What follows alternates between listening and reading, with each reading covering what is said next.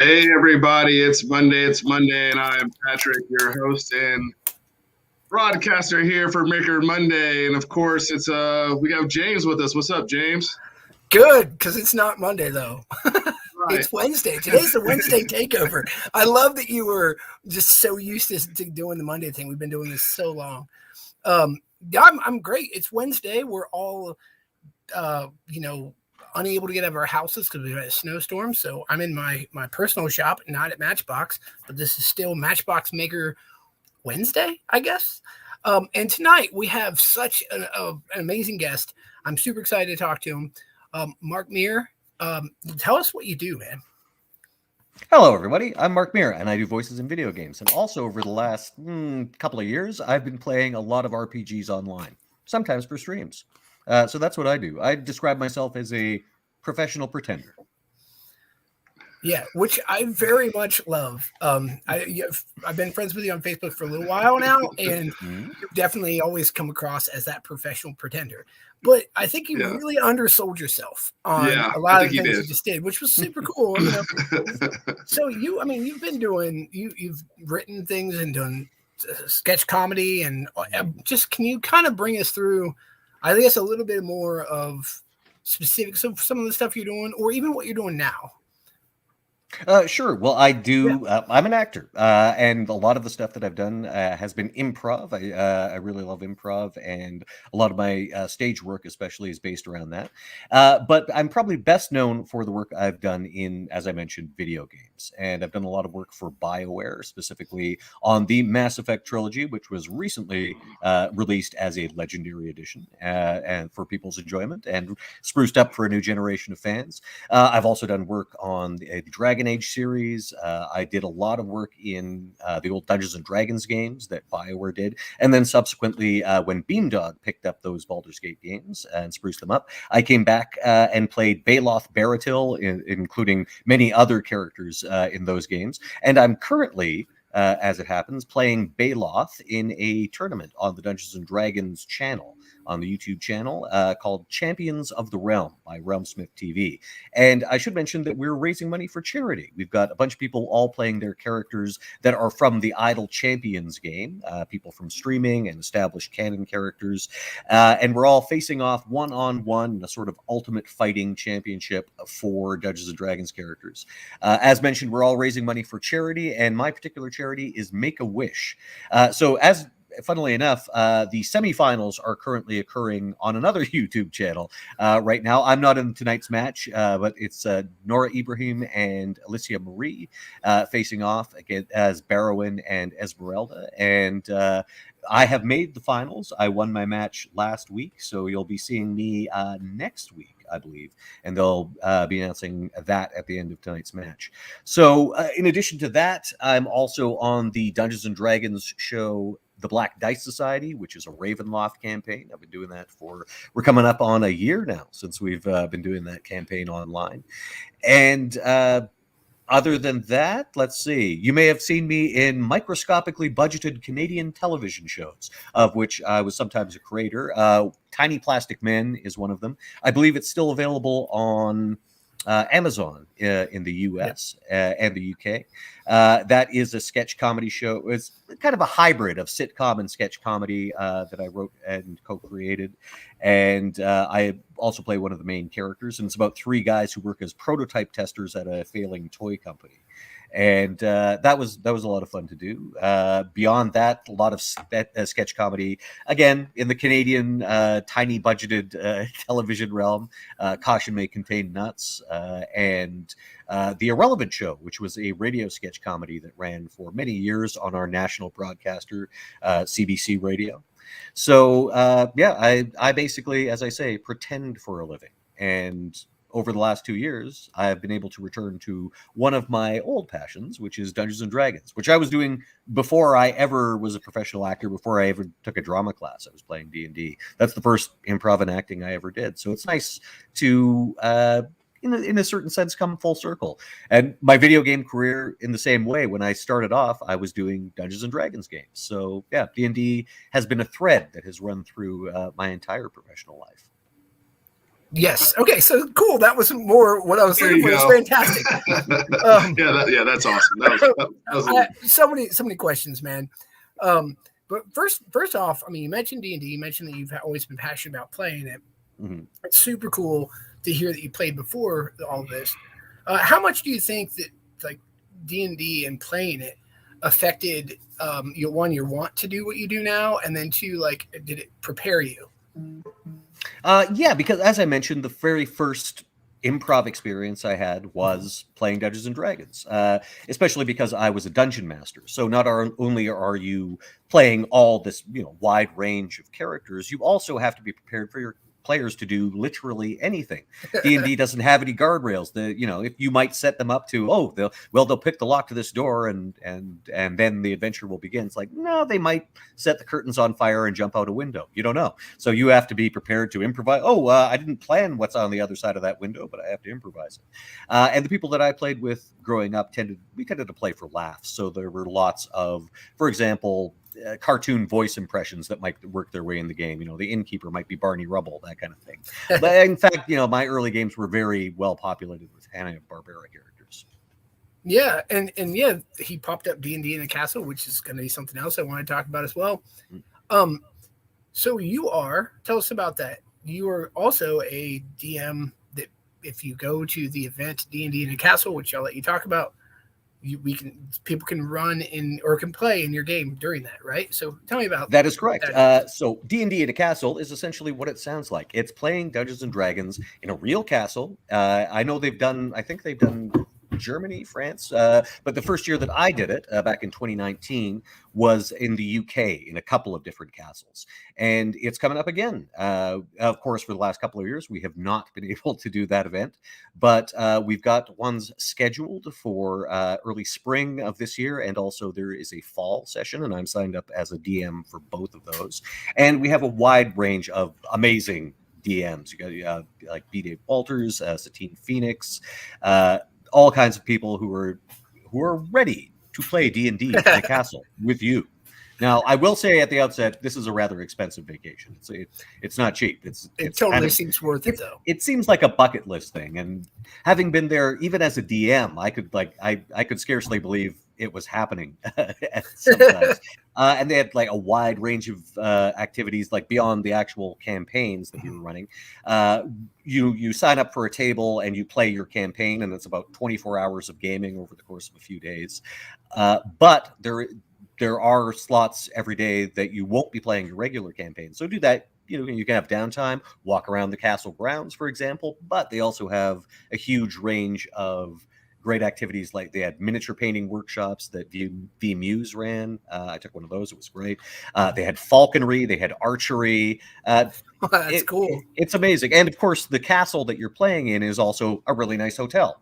So it has all the amenities of that. And I had such a marvelous time. And I had to do a lot of work. So I can imagine it's much more relaxing for the players. Right. And so I also saw some people. It looked like at least there's some people that cosplayed a little bit there. Oh, yeah, I certainly did. Yeah. Oh, yeah. I sort of, as much or as little as you wish to, of course. Some people are sort of like, I'd prefer not to cosplay. I'd rather roll the dice and sure and pretend.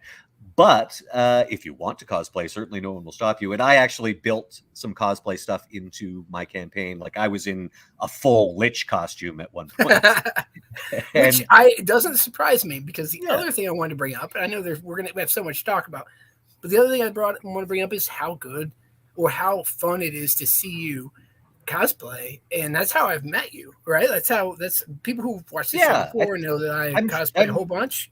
I'm pretty sure, like, we first crossed paths at Dragon Con, yes? Well, for sure. Yes. For sure. We crossed paths at Dragon Con and ever Dragon Con since, except for last year, I think. Yeah. And I mean, like, Dragon Con, I was going to Dragon Con as a fan long before I was a guest. Like, I started, my very first Dragon Con I went to was in 1998. And aside from, of course, 2020, I'd been there every year since. And I first got to be a guest. I think my first year as a guest was 2012. And Dragon Con is definitely my favorite convention on the Citadel. I've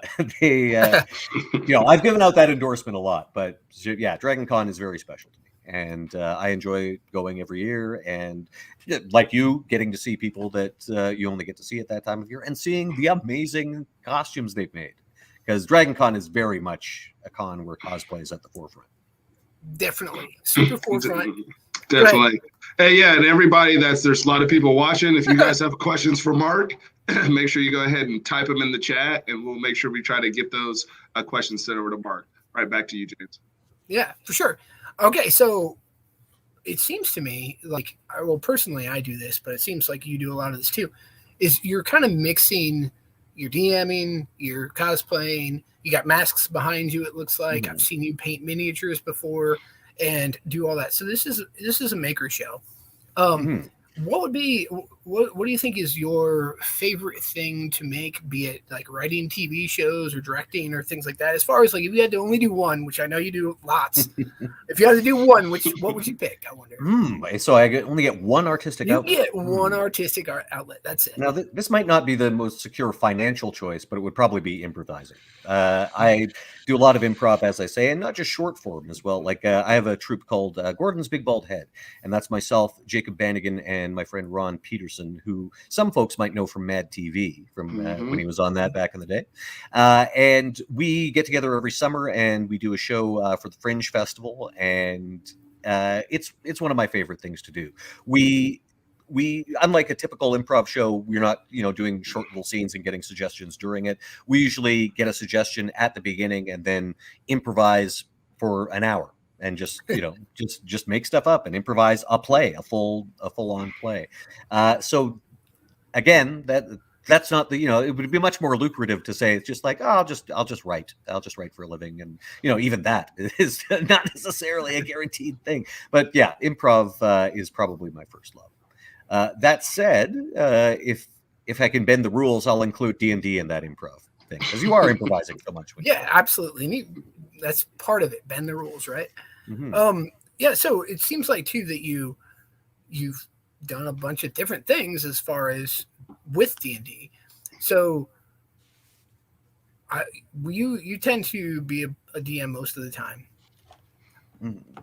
Are you normally getting paid to DM now? Or is it more something you still do just kind of for fun, or how's that work? I know you're working these days, like when I was growing up, I was always the DM. Like if I wanted to play, I had to teach people how to play and then be the DM, and that's right. And I know that's an experience that's not unique to me. Many people have that experience. These days, I'm in the catbird seat. People call me up and ask to be in games, whether streaming or otherwise. And the amount of D&D that I've got to play over the last couple of years, wow. I never imagined that I would get to do that much. And again, I get to just show up as a player. So that's a lot of fun. DMing, of course, is its own kind of fun, but it also requires a fair bit of prep and whatnot. So for the most part, I'm doing like my D&D in a castle stuff. I'm also doing a thing called D3 at Sea. And you may have seen like Satine Phoenix. It's the same people who are running the cruise. And for those things, those I tend to be invited to, and you're not making bank, but you're getting an honorarium. And on occasion, people have booked me to be a DM at events. I recently ran one online for Wales Comic Con where we had we had my friends Lucky Yates, who of course plays Krieger on Archer. And we had Derek Mears, who most recently was Swamp Thing and is well known for his excellent creature roles.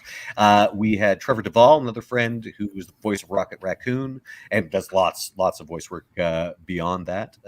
He was on the Guardians cartoon, and that was a lot of fun. I got to run that again. We were running it remotely over Zoom, as pretty much every D&D game seems to be these days.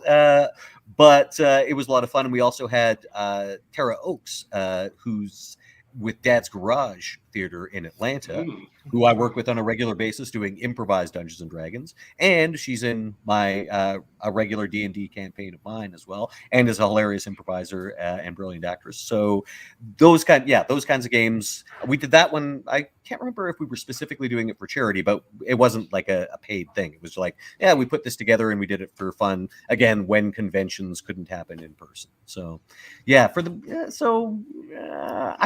I wouldn't say the majority of my DMing work is paid, but every now and then that happens. Cool. Yeah, that's just the reason I ask is it's one of those things that on some of the groups I'm in, we're discussing that quite a bit on like, should you pay your DM?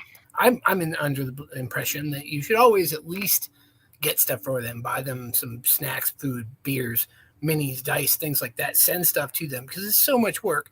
And I just was wondering, like, as a DM on your end at this point, with all your voice acting experience, which Daniel, I see your question. Let's put that up in a minute. Yeah. With all your voice acting experience, all your improvisation experience, like that is exactly what you want in a DM. All right, and also somebody who has been playing for years and is passionate about it and has played these characters.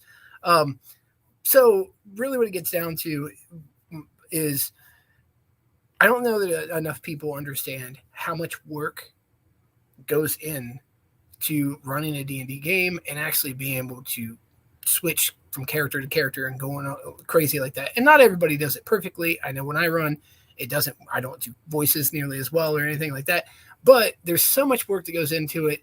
It would be, I guess I'm curious to know how you feel about, making it a professional thing and and not like just for fun. Right. Well, I mean, certainly the circumstances are going to change. Sure. Like if it is a bunch of your friends who everybody knows each other and you're playing some D&D, at the very least, it's probably nice to chip in for a gift for a DM at the end of a campaign, and they certainly appreciate it. I know I've certainly done that, and even more so, I would say, when you're bringing in someone who's essentially like a stranger or somebody who does do this for a living. Yeah, the amount of work that goes into a campaign. I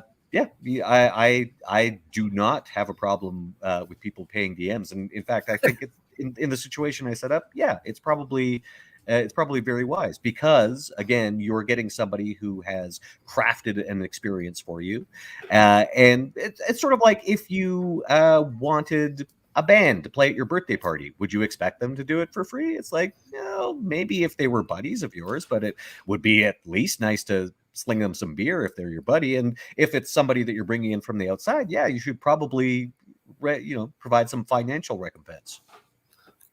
Cool. Thanks. You said that right. You're a crafting experience, and that's what the whole thing is. You're creating an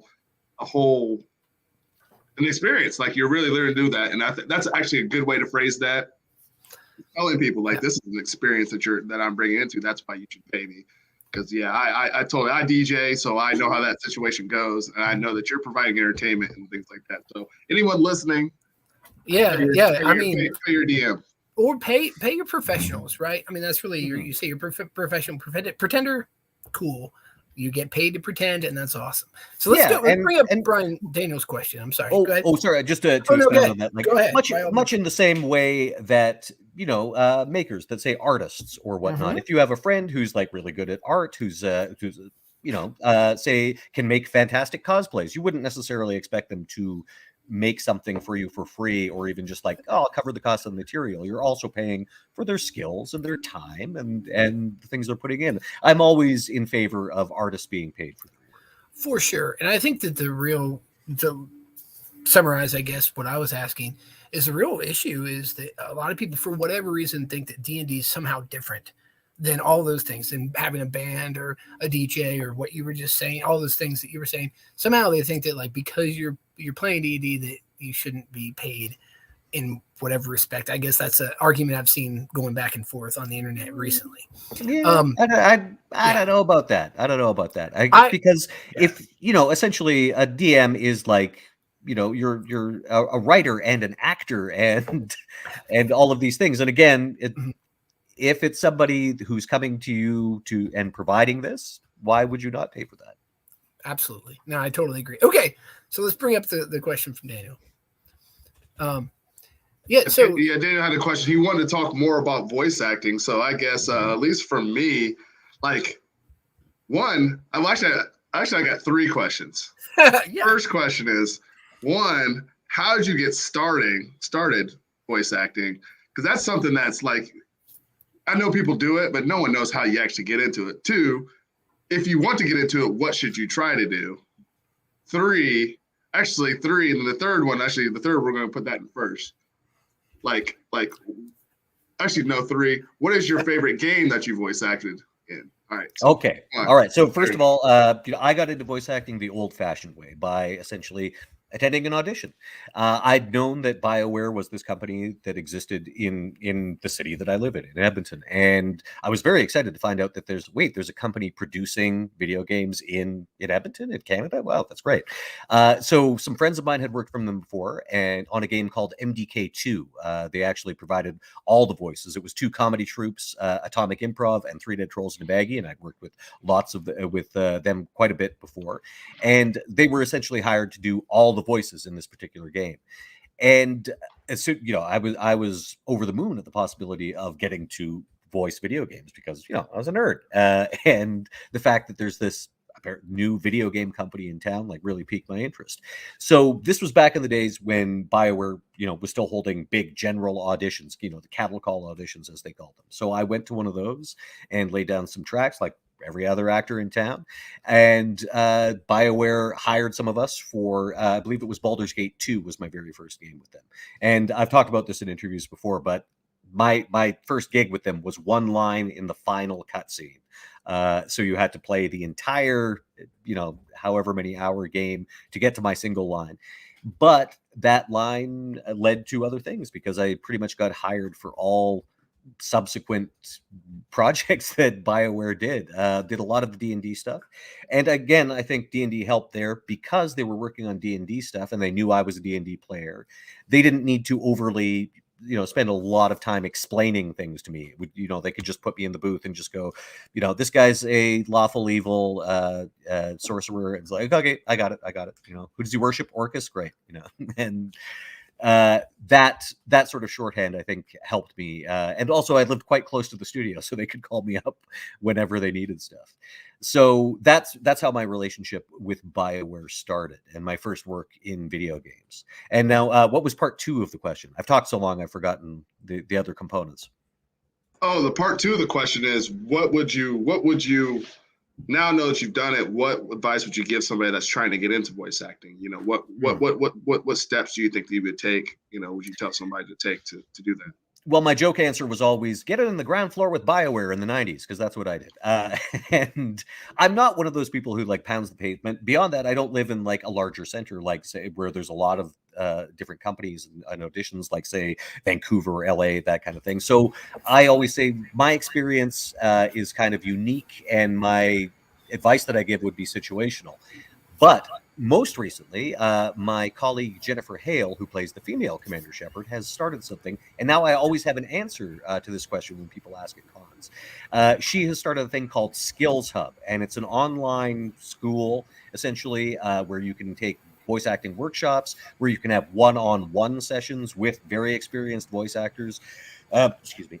She has an amazing stable of voice actors that are instructors at Skills Hub.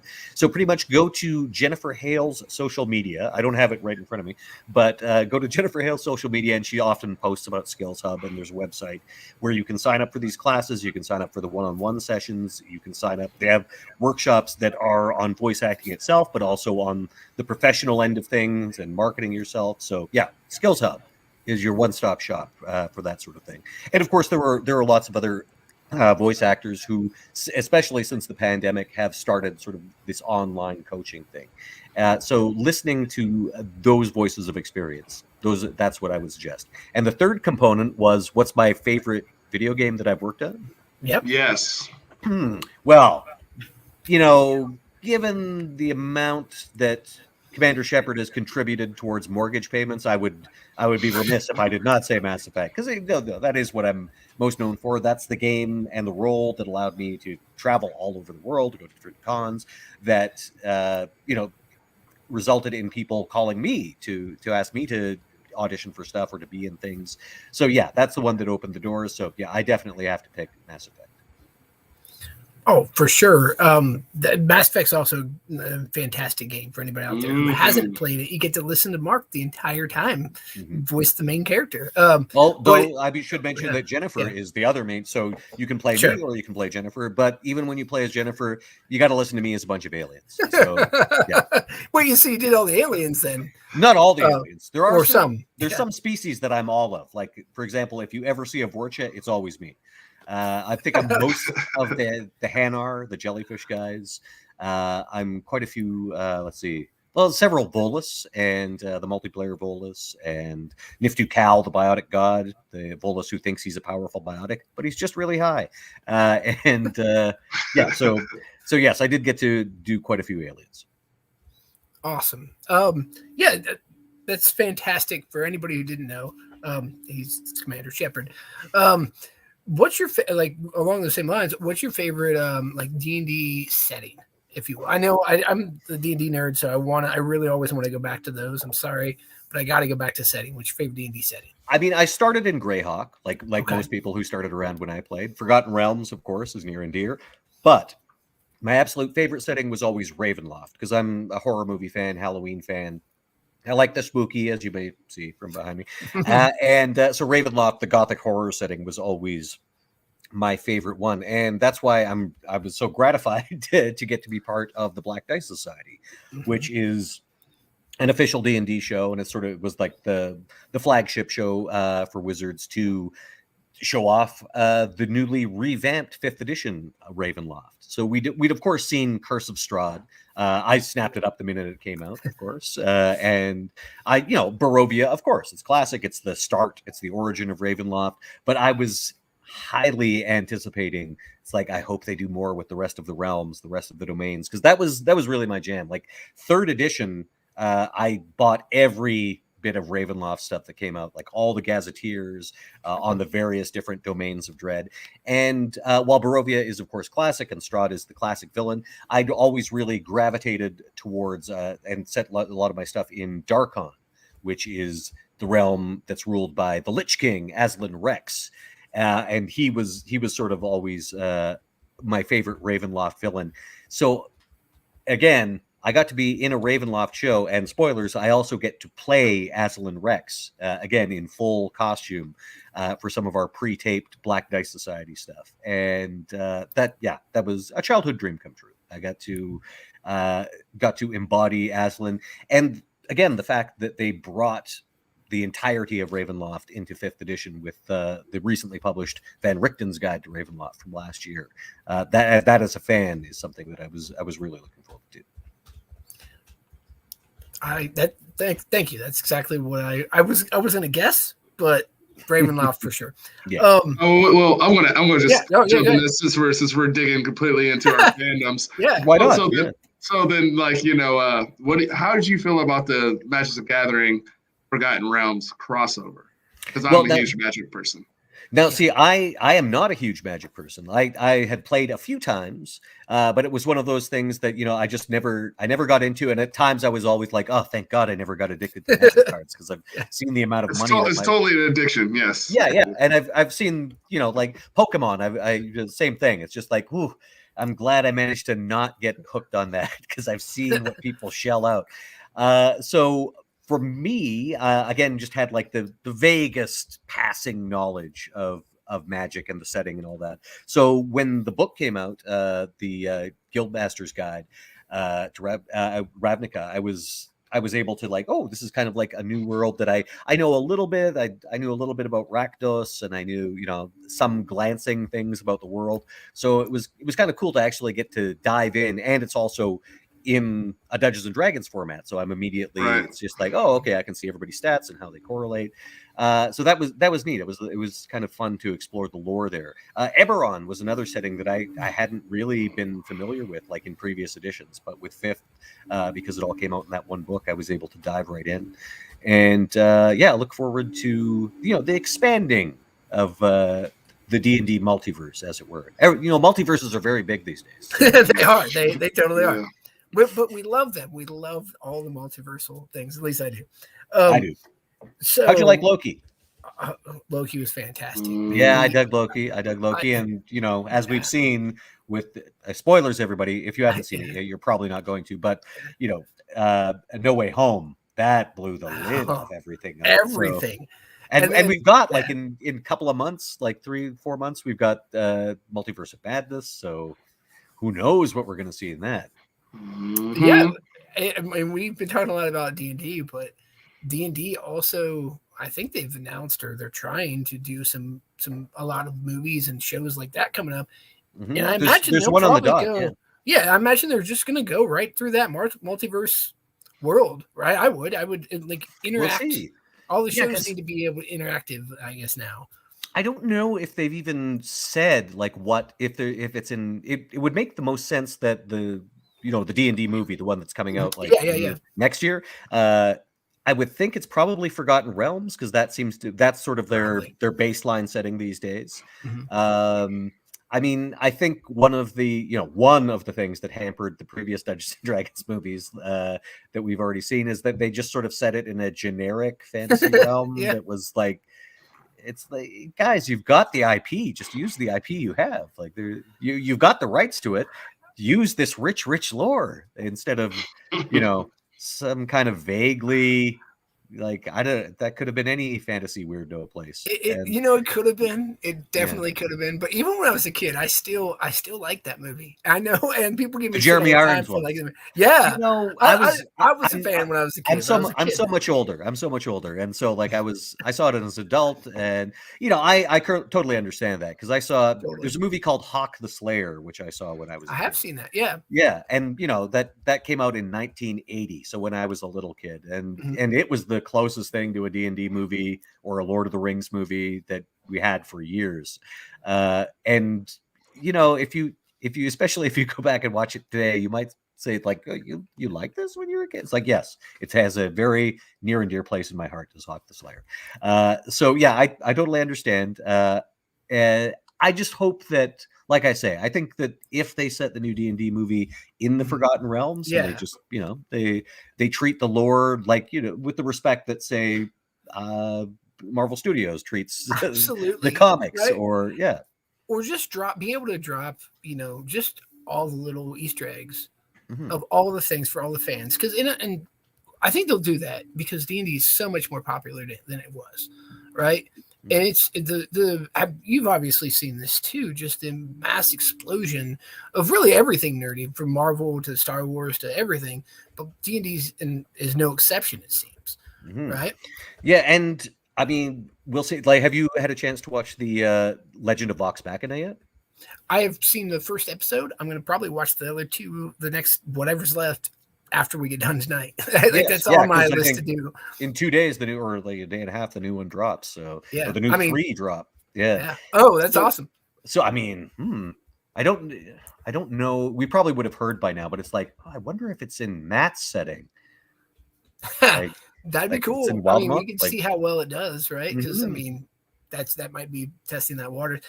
Wherever they go, they definitely can do the multiverse thing if they want, because of all these different realms, right? Yes, yeah. So, and I mean, that's always been part of D&D too. Like every dungeon master has their own prime material plane, and you say what happens in your world.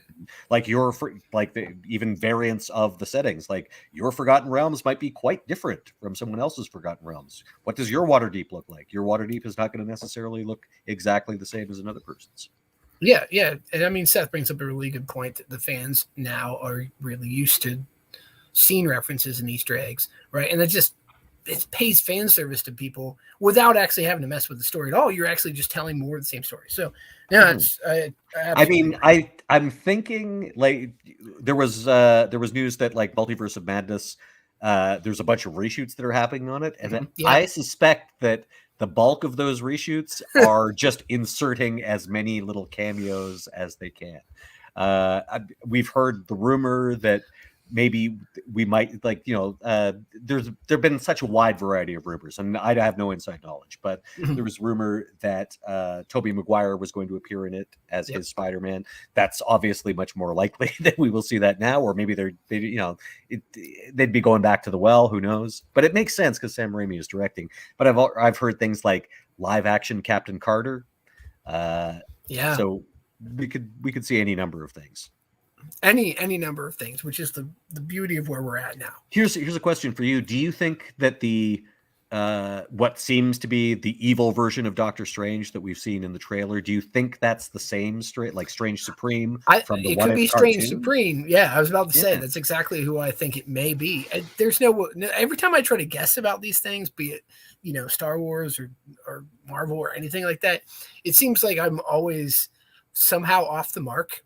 Right. So at this point, I'm just like, oh, that's neat. I'm just going to come up with my fan theory and talk about it. But fun to speculate. Yeah. Oh, totally, I have heard people saying it's like, no, it can't be Strange Supreme because he essentially is redeemed by the end of his arc in he destroys his universe, but he also sacrifices himself to watch over the Infinity Gems for eternity. And he's in his little pocket dimension. So it might just be like another evil version of Doctor Strange because it's infinite possibilities. So there could, infinity means there could be an infinite number of evil Doctor Stranges and an infinite number of good Doctor Stranges. What's half of infinity? Infinity.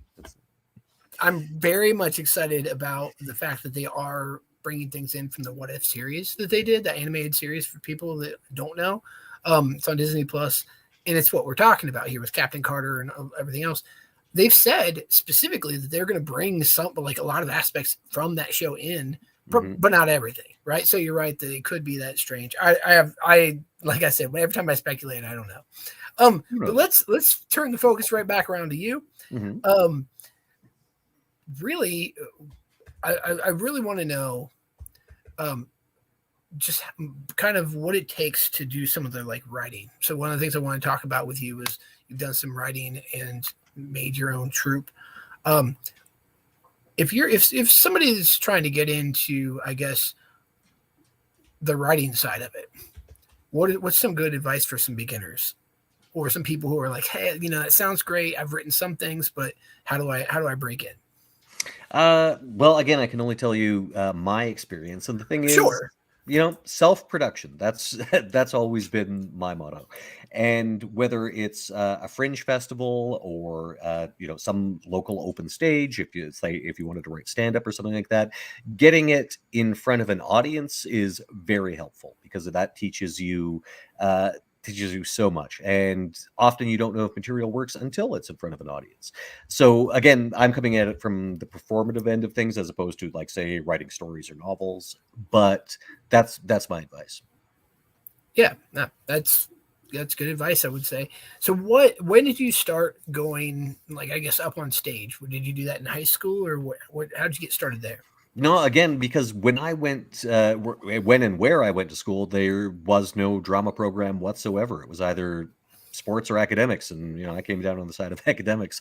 And as far as a creative outlet goes, that was Dungeons and Dragons. I didn't start doing improv until I was probably about 18, 19 years old, and everybody that I was hanging out with at the time, they'd all been doing it since high school or junior high. So it was new to me, and from the moment that I started it, I fell in love essentially, and it was a real eye opener. I'd always been a fan of sketch comedy, and I knew that improv is used as a tool to write sketch, but improv in its own right, sometimes it's not the means to an end; it's the end in itself. And as an art form, that's something I really embrace. Yeah, and I know that a lot of people are familiar with sketch comedy, but I mean, you do improv, so a lot of times you're not even. It's not even specifically funny, right? Not even comedy. It's just improving, isn't it?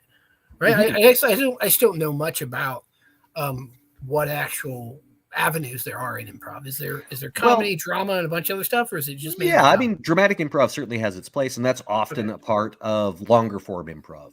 Whereas short form, like say theater sports or whatnot, your gag per minute ratio is going to be a lot higher because you're doing short scenes and you're looking for punchlines and things like that. But improv doesn't have to necessarily be completely comedy focused. And again, like Dad's Garage and other folks, including my theater company up here, we do improvised soap operas, and that is essentially what it sounds like. So there is it is in some ways a parody of a soap opera. So it is comedic in general tone, but you're going to actually see dramatic scenes within it. And because it has a continuing storyline, you're going to see relationships evolve. You're going to see characters have complete arcs that you're not necessarily going to see in, a 2-minute scene about a couple of roommates. That makes total sense. Mm-hmm.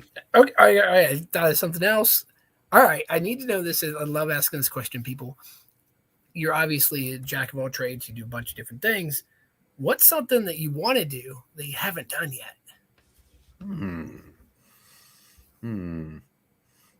Something I like. Well, I'll tell you what. I do want to go to Galactic Starport, that Star Wars hotel. Yeah.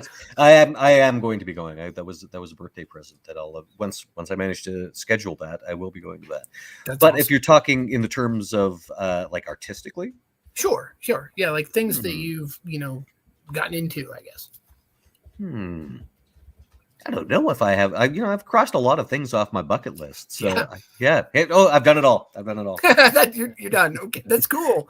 And honestly, obviously, and everybody has a limited amount of time. I have no idea how you balance it all. Do you have any good time management? I'm probably the last person you should come to for advice about time management.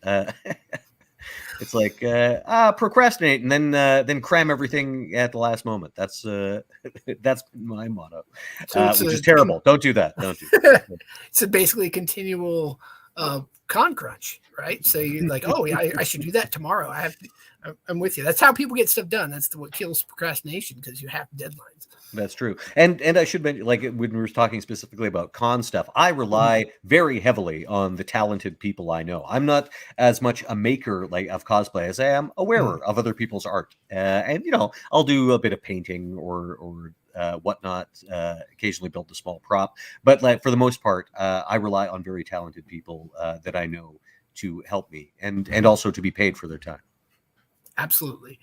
I'm glad that you bring that up, because cosplay, for example, and we have this conversation all the time, is not about only having to make it yourself. As a maker, as on a maker show, I will sit here and tell everybody it's about having fun. In my opinion, obviously it's a bunch of different things, but in my opinion, it's about having fun and actually being able to act out the characters and do the things, which I think is something you do fantastically, right? You're aware of what your character would do all the time. You're obviously a fan of the characters and that I've seen you in. And so tell me, kind of, I guess that's a good question. What's one of your favorite costume that you've worn? Well, I do tend, and as you probably know, because you've run into me at cons, I tend to like the bad guys. I tend to like the super villains. That's who I tend to do. And I also tend to like the obscure bad guys. So let's see, favorite costumes. The super adaptoid. That was a fun one, because I haven't seen many other people, or if anyone besides me, do that. The full-on classic super adaptoid. And what I did with that one is I basically, tracked down friends of mine who it's like, I know this person did a really good Captain America costume. Could you, a scale mail shirt for me in green? And it's like, and this person did a really good Hawkeye cowl. Could you do that for me in green? And then combine them all together into the adaptoid. That one was really fun to put together. Yeah, it's funny you say that, because I immediately think of Super Skrull when that's Super Skrull. That was another. It's like the same thing, yeah. Right? It's almost it's a major villain that is kind of the same. And you said you dressed as a lich at D&D in the castle, so yeah, it makes complete sense. You are that super bad guy. Yes, and also Man. I'm friends with folks who make awesome things. As I say, couple of those costumes you mentioned, like the Lich and Super Skrull, there were pieces from my friends at Composite Effects, and they run a company out of Baton Rouge, Louisiana. Do amazing stuff, mostly for the haunted house industry. And they custom made me a number of things. They customized some gloves, like for Super Skrull, like the Thing hand, and also a Thing hand. It's great. Like it uses photoreactive paint, so when you hit it with a flash, it looks like it's glowing and on fire. They made the Skrull mask for me. They also custom made me a Vorcha mask from Mass Effect, like one of a kind piece that sculpted to my head and the whole bit. And that, yeah, just amazing work. And I'm always pleased to display their fine art.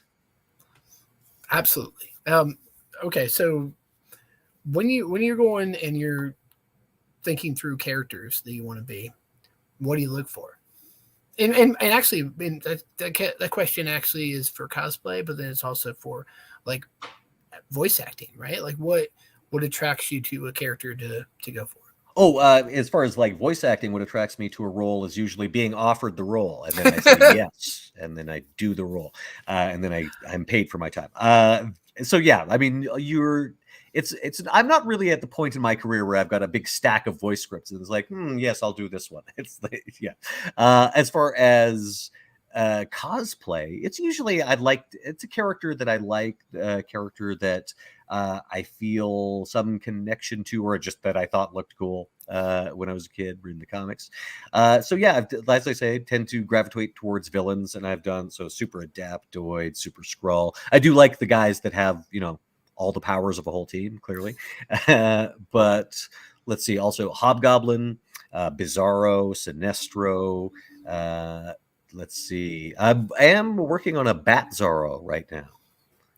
Really? Mm-hmm. Okay. Oh, that makes sense, but also it's like he's a good guy, isn't he? Sometimes. No. Bat-Zorro. I'm sorry, I was thinking about something else. You're talking about Bizarro Batman, right? Yeah, the Bizarro Batman. Yeah. Okay. And specifically the one that has like no eye holes on his mask, and because Batman hates guns, he carries lots of guns, and and has it's basically a Batman costume, upside down bat symbol, and the Bizarro skin, of course. I've seen like 3 maybe references ever in my experience. Yes, so, I have seen people cosplay Bat-Zorro before. Super Adaptoid, only me as far as I know. But yeah, so let's see. Oh, and Baron Blood was a fun one. I put together again. When I say put together, it's usually like sourcing it from other talented folks. But Composite Effects did the mask for that one as well. And my concept from it was, what would an MCU version of Baron Blood look like? Like in that brief montage in the first Captain America movie, if where him with the Howling Commandos, it's just like, in that montage you could have seen like a bunch of the old World War II villains show up, and Baron Blood, of course, he'd long been a fave of mine ever since that John Byrne issue of Captain America where he brought back Baron Blood. And I think he also he sort of revived Union Jack in that issue as well. It was from the 80s. And even though Baron Blood appeared in like that one issue, and in the same issue, or no, I think it was like a 2-parter, maybe 2 or 3-parter, but in that same storyline, he appears, he's reintroduced to modern audiences, and it ends with him having his head cut off by Captain America's shield. But that made enough of an impression on me that years later, it's like, what would the MCU version of Baron Blood look like? And so that's fantastic, right? To be able to bring that into life, and it's something that you can do with cosplay and creation, just the same as anything else, right? You can really take it and make it your own, or make it into something like the MCU version. You do definitely like obscure characters then. So I do, like in terms of comic stuff, definitely. And go ahead. Go on. What were you asking? Oh no. Are you the person who likes obscure things in D&D as well when you're running that? Or do you always make obscure references? Is that kind of your thing? Oh yeah, I certainly like but the thing is, in D&D, almost nothing is an obscure reference because it's set up like a catalog. So everybody is just like always trying to find the monster that no one's ever fought. But that I think there's less dusty corners in D&D than there are in Marvel, because there's some characters that some people have no idea about. Oh, it goes with when you get into comic books, it's crazy. Okay, so do you have any or what's your favorite, I guess, experience playing D&D? That just, or maybe not your favorite, but one that just comes off the top of your head as far as maybe anything, either running or playing. Well, I could regale you with lots of D&D tales from Sure. my youth, but most recently, and this is one that people can actually watch, I had the great pleasure in the same game. This was a big game for Idle Champions Presents, and there will be some spoilers here for the end of that. So tune out if you don't want to hear the spoilers for Idle Champions Presents. Trials of Mount Tiamat.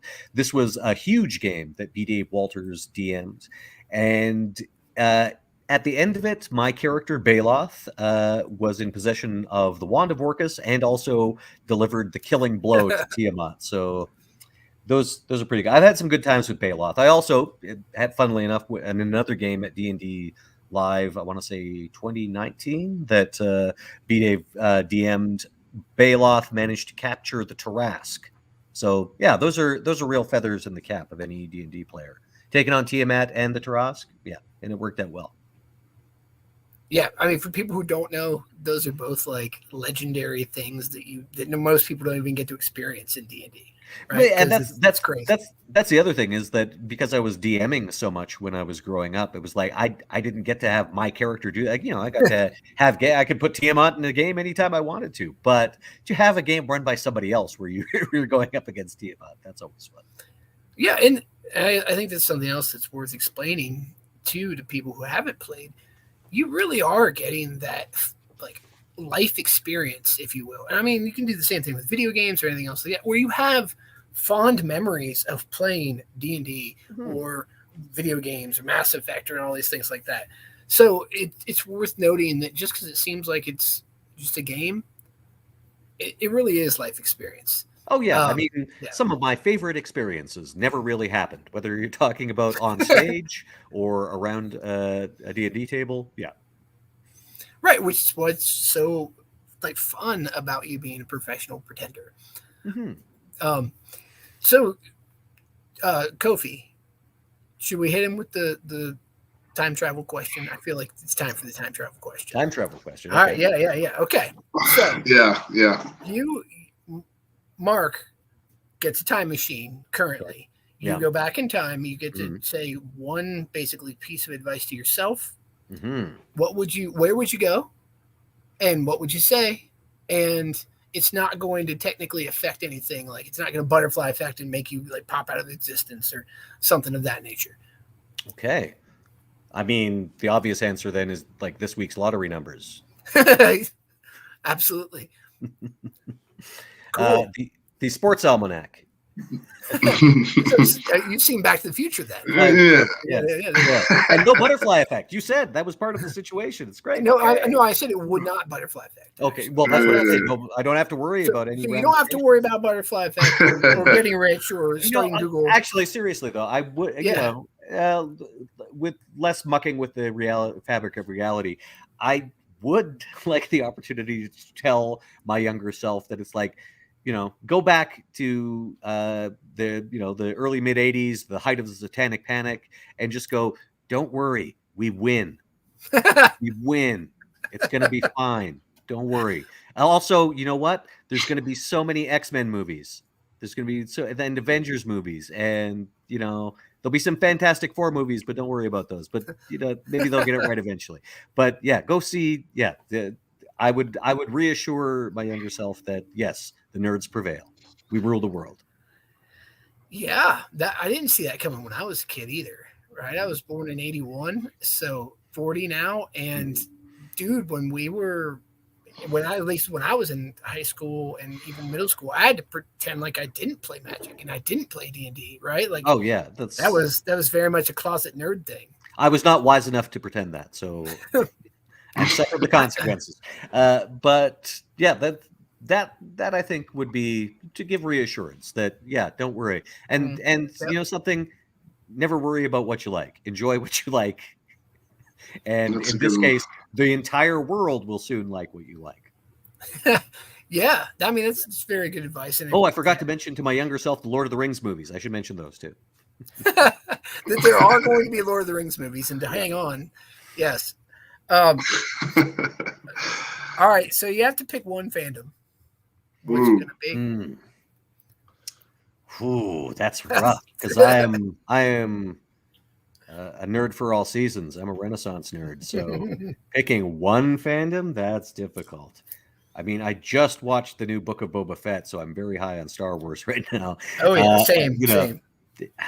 Wow, one fandom. Jeez, if I pick comics, do I get Marvel and DC?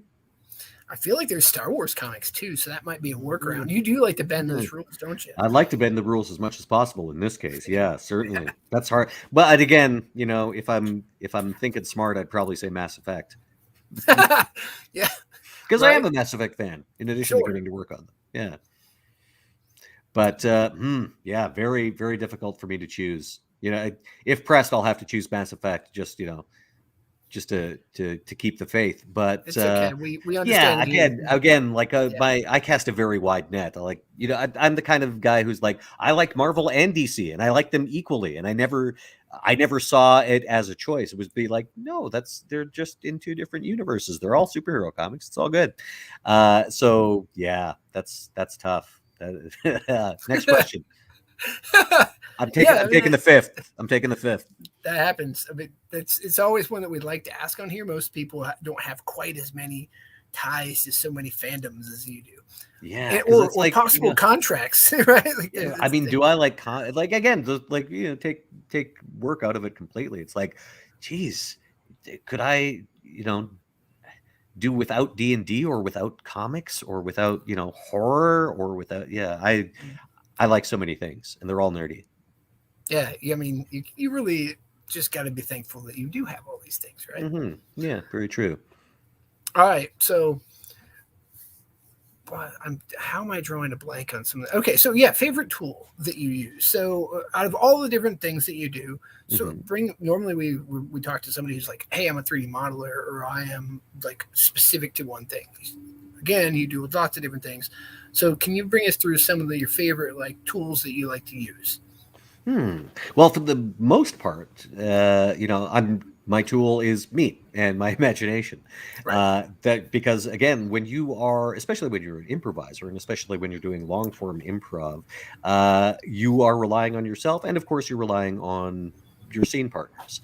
So, unlike a lot of people that you interview on this show, I don't have a specific tool. I guess my laptop is that an answer that fits at all? Because whatever one works. That would be something. I like the fact that you just called yourself a tool. I'm a tool. Yeah. No, but when you get down to it, right, it is all the skills that you're doing, which is the pretending. And at the end of the day, I think it's professional. My favorite tool is imagination. I'm an Imagineer, but not in an official capacity or any legally binding way. Yeah, we know where the Imagineers are. They're all over the world, apparently. I have a few friends that are Imagineers, and they just can work from their house wherever they are. Well, and also Disney owns everything now, so that too. Soon we will all be Imagineers. So, all right. So, favorite type of music?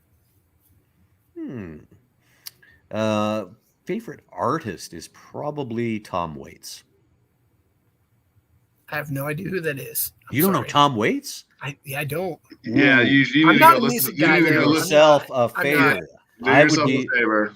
I'd be very pleased if I was the one who introduced you to Tom Waits with my random comment. I think you'll dig it. It. And his early stuff is very different from his later stuff. Yes.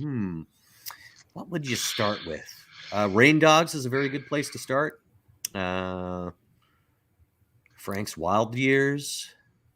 Yeah, look up some Tom Waits. Waits. And he's very, very broad discography as well. So if you haven't listened to Tom Waits. I'll tell you this, James, about a 16th of all your favorite 90s hip hop songs are all Tom Waits samples.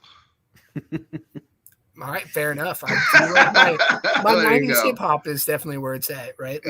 I know you like your 90s hip hop. Sure. A lot of those are Tom Waits samples, if that tells you anything. Yeah, that's awesome. Tom Waits is. I think Aesop Rock put out a Tom Waits tribute album a while ago. He sure did. Yeah, and it's amazing. It's amazing. Yeah. Yeah. Yeah. So yeah, there you go. Awesome. You got some homework, James. I do. I love hearing about those type of things. Normally, it's like the favorite tool or whatever that people are like, "Oh yeah, try this thing out. It's awesome." But now it's just music. I get to go listen to music now. Mm-hmm. And apparently, everybody else has heard of him but me. So Yeah. Again, I should never ask music questions because I guess Kofi, you know a lot more than I do, but I know nobody. All right. So when it gets right down to it, you seem like you've just been all over all kinds of different fandoms, everything else like that. But you also have to travel a lot, right? How is that? As far as I know, you live in Canada, and as far as I'm concerned, I love going out every once in a while to like conventions, that sort of thing. But it seems like you have to go all over everywhere. Well, yeah, I mean, after a period of enforced, staying at home. Let's see, Dragon Con was sort of my first big con back out in the world. That wasn't through Zoom, and that pretty much all last fall up until coming up to Christmas. I was out of town most weekends. So yeah, it's I'll say this: travel used to be a lot less of a hassle. It was always a hassle. It's more of a hassle now. It's much more of a hassle. Okay, so are you much like a lot of us where we realized that, holy crap, I was doing a whole lot. I was doing maybe too much in 2020, as much as it was terrible, definitely made us all slow down and kind of hang out at our house some. Is that something how you felt too, or were you like, hey, I missed this, I need to get back out? I certainly missed lots of I missed live performance. That has taken a huge hit, and all industry, pretty much every industry has been negatively impacted by this, but I would say performing arts is going to take the longest to crawl out of the hole. And I would encourage any listeners to please support your local arts organizations, because that's going to take a while to recover from. So I certainly missed that. And I missed cons. The virtual cons, they were nice and they were a good stopgap, and they helped connect us all in a time that we really needed it. But boy, I was sad on Dragon Con weekend, even though I was doing like a lot of stuff for virtual Dragon Con. And being back at Dragon Con this year was just something I needed in my soul. I really needed that.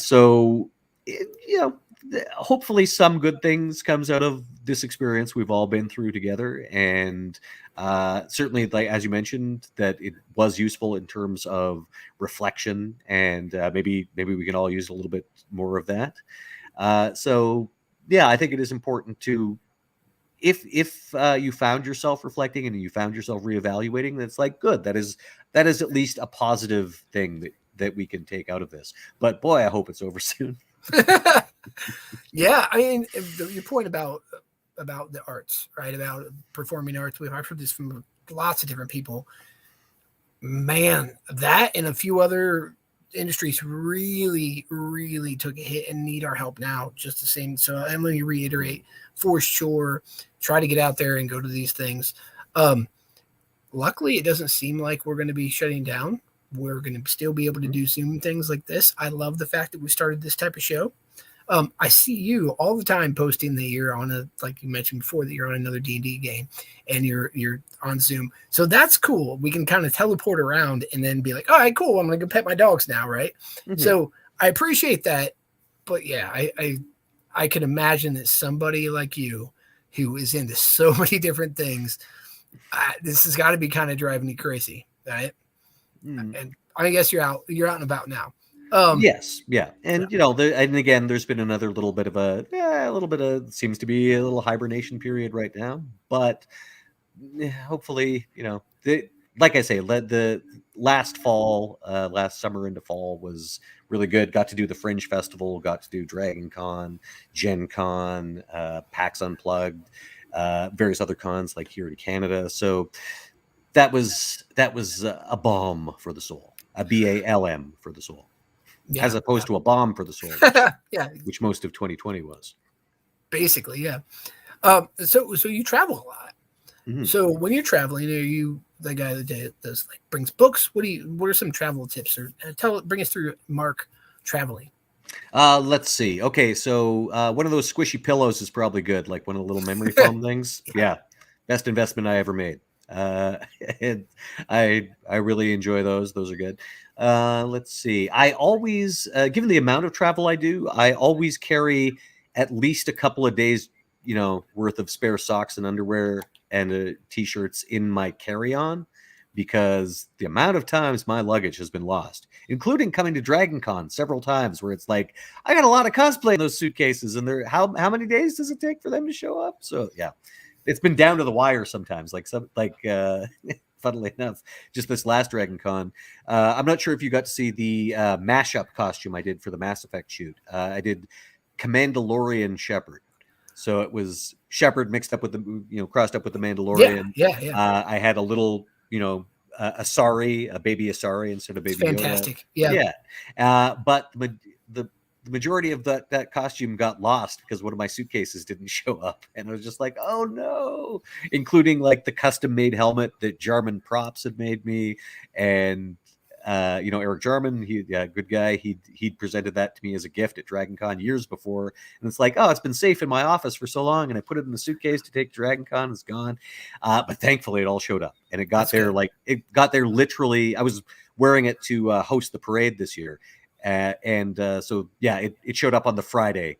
I'd showed up, and I think I'd arrived in Atlanta on the Tuesday or the Wednesday, and that suitcase it took its time. It showed up right at the last minute. And for people who don't know, Saturday morning is the parade, so it came on Friday. Then yeah, it was in on Friday, and then it was just like, is it going to get to the hotel in time? I gotta be up at 7 a.m. on Saturday morning for the parade.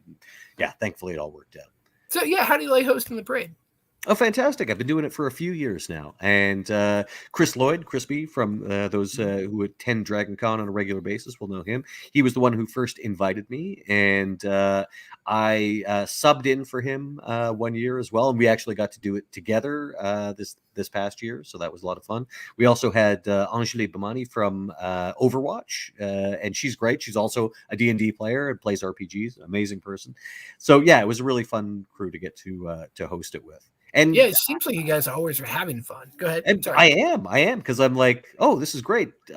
Because when I first showed up to Dragon Con, I used to march in the parade. I'd usually march with the superhero costuming forum guys, and I'd marched with the Mass Effect folks a few times with the N7 Elite costuming group, and getting to actually co-host the parade for the last few years has been amazing, because Dragon Con's amazing, and you get to this. There were a couple of years where I actually did the thing of I'm just going to order breakfast room service and actually watch the parade and actually get to see everything, get to see the entire thing, and getting to be part of it and getting to see it live. Yeah, it's an amazing experience, as all of Dragon Con is. It's not. I say, what's your favorite thing about Dragon Con? It's like asking me to choose a fandom. It's like, well, I love the parade, and I like the late night puppet slam, and when we get to do improvised Dungeons and Dragons there, and I get to DM it, that's always amazing. So yeah. It's funny because we've talked about Dragon Con multiple times on the show, just because it's so iconic, and there's just so many people around the world that take part in it. It's great to see that you have such a love and a passion for it, the same as everybody else. I know you are working a lot of it now, but it was great to hear that you went before you even doing any of this, that you were a fan and went. What are some of the other cons that we can find you at, or that you like to go to? Let's say Gen Con. The last few years I've been going to Gen Con. I first went to Gen Con back in, I want to say, 1987, I think was my first year. And that was when it was back in Milwaukee.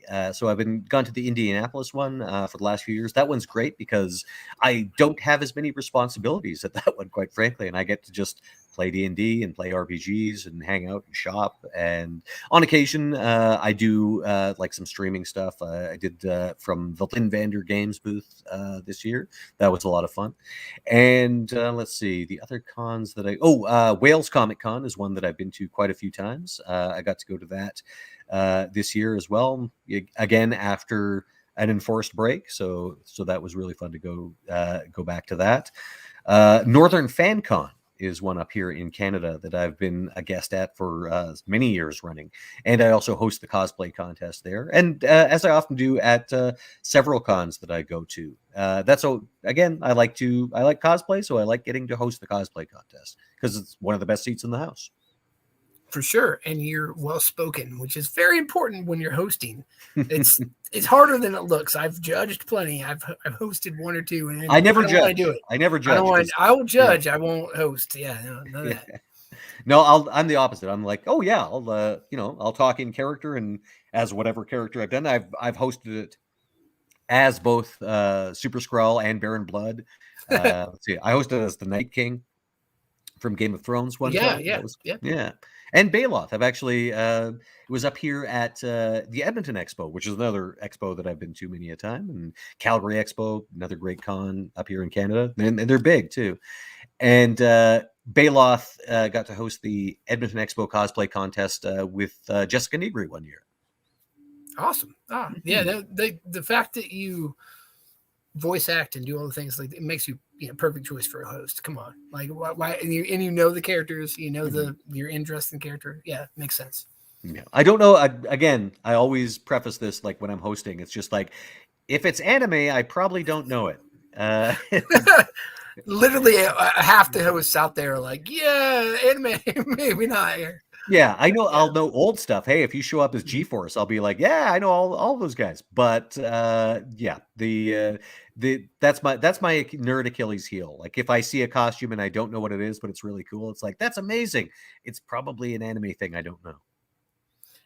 Right, and it's either that or fighting games. Fighting games get me. Like, I like fighting games, but there's a lot of those characters that I'm like, oh wait, I don't. Okay, it might be an anime. Find out it's a fighting game. Mm-hmm. Yeah. So we're right about time here. Thank you so much for coming on. Thanks for having me. Did you have anything else that you wanted to talk to Mark about?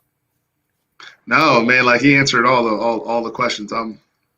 You've been awesome, guest. Yeah, and thank you for taking an hour and taking some time to talk to us. Really appreciate it.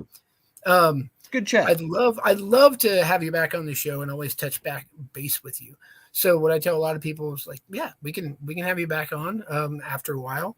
Thanks, I'd love to see what you're up to now. Is there anything that I know we talked about this a little bit, but I always want to give people the opportunity. Is there anything that you would like to, like, shamelessly plug or talk about that you're doing soon? I know you talked about it a little bit. Well, where can we, like, find your next or the things you're doing currently? Well, let's see. Tomorrow, you can watch me on the official Dungeons and Dragons YouTube and Twitch channels. Tomorrow and pretty much every Thursday. That will be at 4 p.m. Pacific, 7 p.m. Eastern. That's the Black Dice Society, which is the Ravenloft game I'd mentioned before.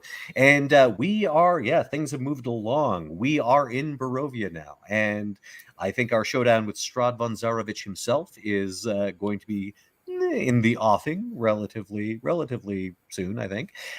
We've got Jason Carl, who is the storyteller on LA by Night, another fantastic vampire show, playing Strahd von Zarovich, the iconic vampire himself. So that has been a lot of fun as well. So yes, that's Thursday. Next Wednesday, I believe you'll be able to see me in Idle Champions. Not Idle Champions, Champions of the Realm on Realmsmith TV and the Dungeons & Dragons YouTube channel. And I will be facing off against Satine Phoenix in one-on-one player versus player combat for charity. My charity, again, as mentioned, is the Make-A-Wish Foundation. You can go to championsoftherealm.com to back my charity or to back the charity of any of the players in the tournament, including those whose characters have been eliminated. They're all very good causes. Once again, I'm raising money for Make-A-Wish, which is a very good cause. Let's see, what else? Oh, you can listen to me on my podcast, Stitch of Fate, a Vampire the Masquerade podcast. It's called Stitch of Fate, a podcast by night. I play a Nosferatu named Max, and new episodes of that drop every Friday, pretty much anywhere you would find a podcast on all major platforms, as they say. And of course, I'm available on Cameo for all your Mass Effect catchphrase-related needs. I might have to use that one. Feel free. Yeah.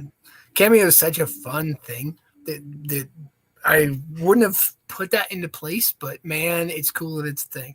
Mm-hmm. So you're always into all kinds of different things. I personally have it on my bucket list to go hang out with you at D&D in a castle. Come on. All right. Like yeah. you mentioned that was a bucket list thing. I've been talking about that since I found out about it years ago. Now that needs to be a thing. I think I'm correct when I say this, but I think my tables for the coming session are full. But sure. As mentioned, there is a fall session as well, including a session that takes place over Halloween and culminates in a big. Not only do you get to play D&D in a castle in the UK, but you also get to have a big Halloween party in a castle in the UK. And I suspect that will be a fun one. So, yeah, I'm very much looking forward to that. Mine will be years down the line. You may or may not be there, but, man, I have to go to D&D at Castle at some point in my life, right? It's the Disney World for me as an adult person, right? But, yeah, so thank you so much again for being on and answering all of our questions and just hanging out and being a nerd with us. I really can't thank you enough. And for everybody who's watching, please go check him out tomorrow. He did mention it earlier, but then not at the end. He's in his finals. Like we got to cheer him on. He's in the championship, right? So that's next week is the my semifinal match. Oh, semifinals. Yes, in the semifinals. Yes, I won my place in the semifinals last week, and first semifinal match was this week, actually up against us. So I have to go and watch that right now. Right. And then next Wednesday, a week from today, will be my semifinal match, and a week after that is the finals. So let's see if I make it to the finals. Who knows? I know because we taped this already, but it's like a reality show. I can't say what happened. You can't say. Cool.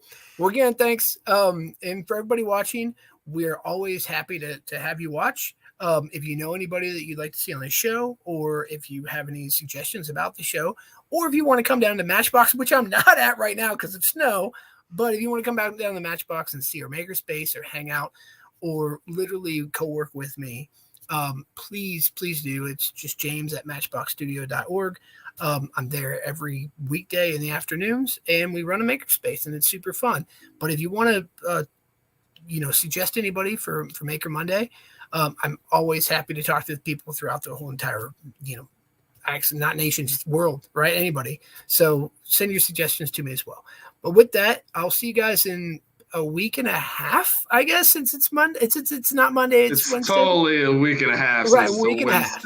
I always say 2 weeks, but the week and a half. So we'll see you then, and thanks a lot. Have a good night. Good night.